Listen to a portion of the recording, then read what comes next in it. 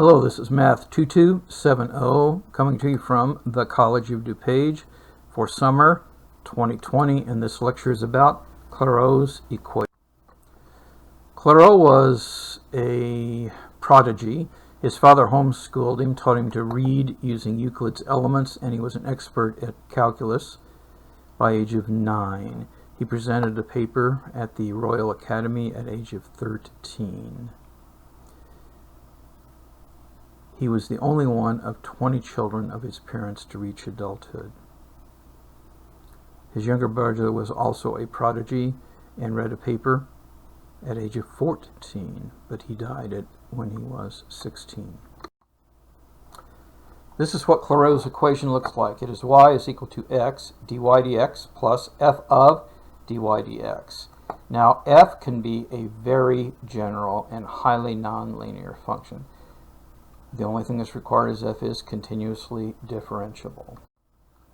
Here's how you address Chloros equation, and I listed Chloros equation over here just so we can look at it again. What we do is we take this equation and we differentiate both sides. So when we take the derivative here, we get dy dx. And then we have a product of differentiable functions here, so we have to use the product rule. So that is going to be 1 times dy dx plus x times, I take the derivative of dy dx a second time, making it the second derivative. And then I move on to this term. Now here I have to use the chain rule. So this becomes f prime dy dx, f prime of dy dx, and then by the chain rule it's the second derivative of y with respect to x. Now if I move everything to, well, the same side and observe that this will cancel with this, I have x plus f prime dy dx times the second derivative with respect to x of y is equal to 0. And I can factor this out because it appears in both terms.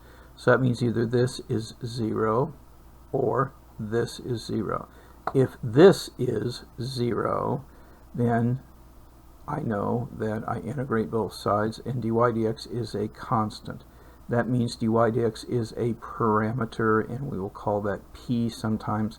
We will also call it t sometimes. In some books they'll call it c. But dy dx is a constant. I integrate again, and what I will get is y of c is equal to c times x plus, and then I can say, well, what happens when x is 0? Well, if x is 0, this is just f of the constant, the parameter. So one solution, whenever we have dy dx is equal to a constant, we get a family of lines that look like this. The slope is c, but the intercept is whatever f of c is. And this is called the general solution of Chloros equation. But we have another possible solution because the other factor can be 0.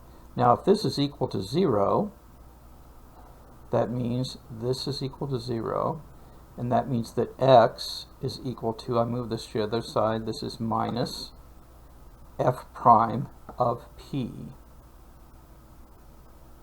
And for y, I just use the equation up here, and so because it satisfies the equation, so y is going to be, but you see x was minus f prime of p, and I'm taking that times this derivative, which is the parameter, so it's minus p f prime of p plus, and then this term becomes just f of p.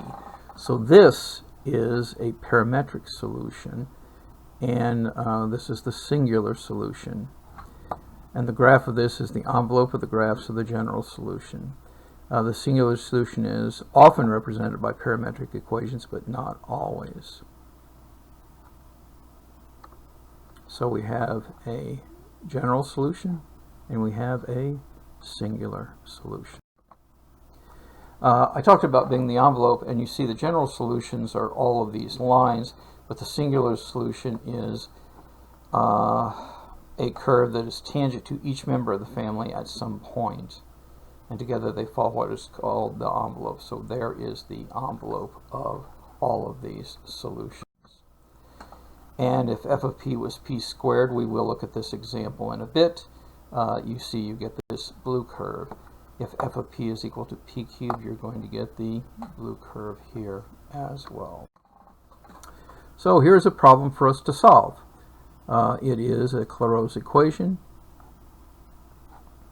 You know what to do. Let's see how you did. Well, first of all, realize that f of p is indeed p squared. And p is our parameter, which is going to be dy dx. And so y then is going to be px plus p squared, or cx plus c squared. So that is one of the solutions. For the other solution, we're going to have that x is equal to minus f prime of t. Now,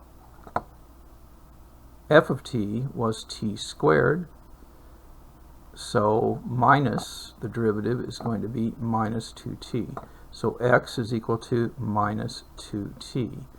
Then I'm going to take this minus 2t and substitute it into here to figure out what y is.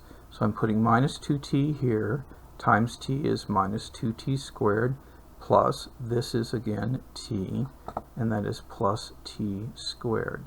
So this is the parametric representation. If I want to eliminate the parameter, I would say x is equal to minus 2t. That means that t is equal to minus x over 2. So I would take minus x over 2 and substitute it in here and find out that y is equal to, this is what you get when you do the substitution and you simplify, and this is y is equal to minus x squared over 4. You can see that this is a line, this is not a line, so it is a singular solution. Here's another problem. Find the general and singular solutions for this one. You know what to do. I'm going to return to you in section 11.1 and we'll see how you did.